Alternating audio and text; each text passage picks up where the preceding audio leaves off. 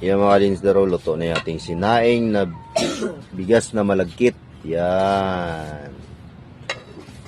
Alright, umpisa na natin ang pagluluto. At ilagay natin yung ating kawali sa ating kalandi kahoy. Alright, kalandi kahoy. At yung gata ga sana. Ayan yung gata. Yan. Pinapiga na namin sa palengke. At ilagay mo na yung gata. Yan. At papuyan natin ng malakas. Yan. At pagka kumulo na yan mga kadinser, atin ang halu-haluin yan hanggang sa magiging langis. No? Kailangan mo talagang haluin yan hanggang maging langis na siya. Kasi pag hindi mo hinalo, didikit yan eh. Alright. Hindi ko alam mga kadinser kung ano sa Tagalog yung biko. Basta malagkit. Malagkit siya na matamis. Alright, di ba? At yung ating panot ay nakikita na. Yan. Taguin na itong tago natin konti. Yan. Kaya mga kadinster, kumulo na siya. At unti na natin siyang haluluin. Yan. Ganyan lang. Haluin mo lang. Para hindi siya buo-buo, magiging lana siya, langis, kumbaga. Yan. Medyo matrabaho lang siya mga kadinster kasi talagang halu-haluin mo talaga siya. Yan o. Didikit kasi ito eh. Kaya medyo matrabaho rin siya. Pero pag maluto naman, masarap naman. Magiging langis na siya at saka natin lagay yung ating kaning malagkit.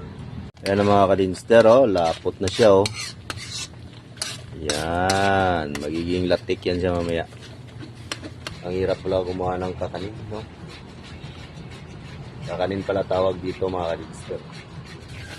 At pag ganyan na siya, talagang halu-haluin na natin para hindi na siya dumikit sa baba. Yan, oh, dumidikit na, oh. Diba? Kaya kailangan halo ka na ng halo dito. Yan. Diyan na si mother. Dumating na sila. Yan. Ayan mga kadinster. Lumabas na nga yung katas. Yan. Yan na yung langis nyo. Yan o. Oh, naglalangis na talaga siya. At maglalatik na yan mamaya. Yan. Alright. Ayan mga kadinster. Naglalatik na siya. Yan. O, diba? Tanggalin natin yan mamaya yung latik niya. Ang oil na lang ang matitira dyan. Alright. Ayan, hanguin na natin mga kadinster. At baka masunog na siya. Mapait kasi yan pagka victim.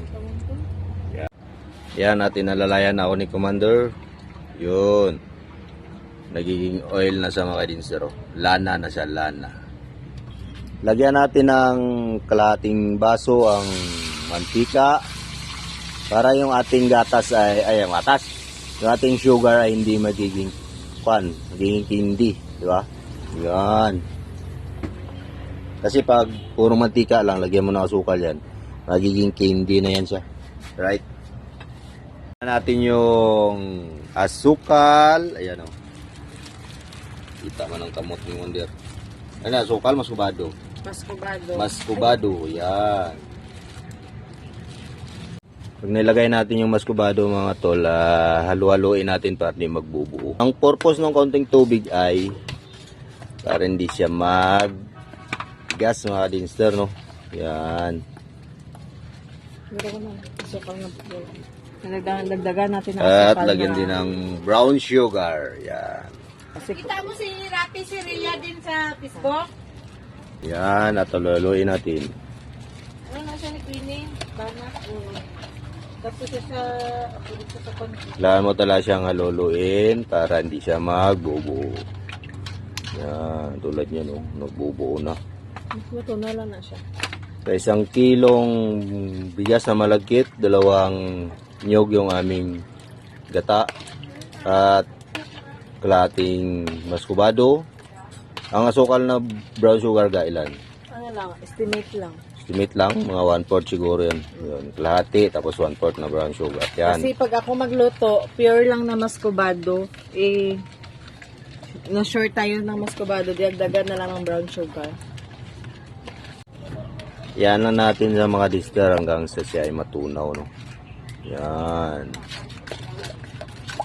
Kalahating mascobado, kalahating brown sugar. Para hindi masyado matamis yung ating biko. Sarap yung biko mga tol sa pan. Pag nagkakape kayo. Yan, sarap niyan, pares. Yan na yung result ng ating mga kadinster. Yan, yung ating sugar, brown sugar at mascobado. At magsisipirit si Mrs. ng Pang topping. pang toppings mamaya. Yan.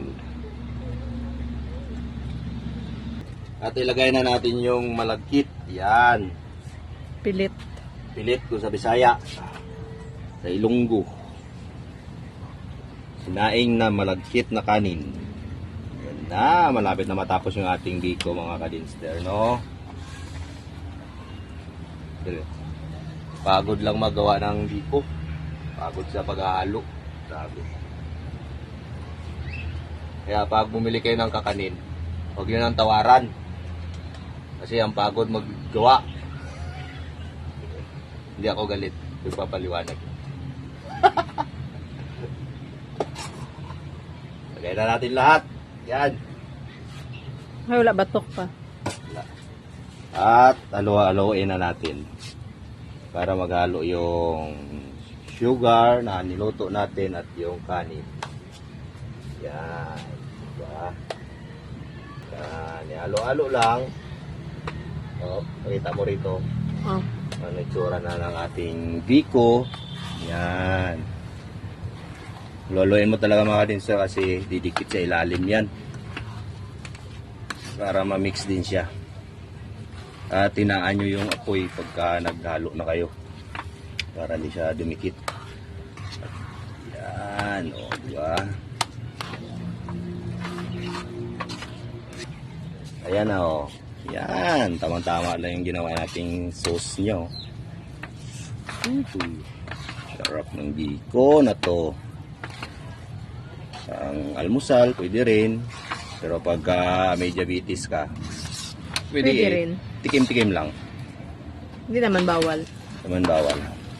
Ang bawal naman pag sobra eh. Lahat ng sobra ay bawal. Sobra yung kain mo, bawal din. Sobra yung asawa mo, bawal din. Dapat isa asawa lang. Diba? Alright. Yan lang. Yan mga kadinster, done na yung ating biko. Alright, luto na siya.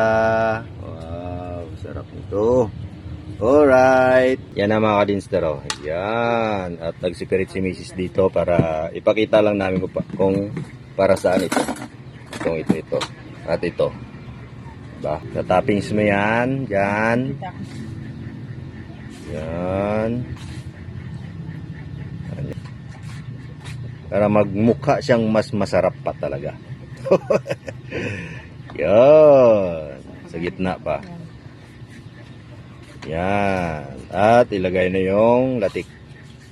Latik ba tawag dyan? Yan. Yun. O, diba? Ang biko ni Mia. Yan. Yan lang. Hop.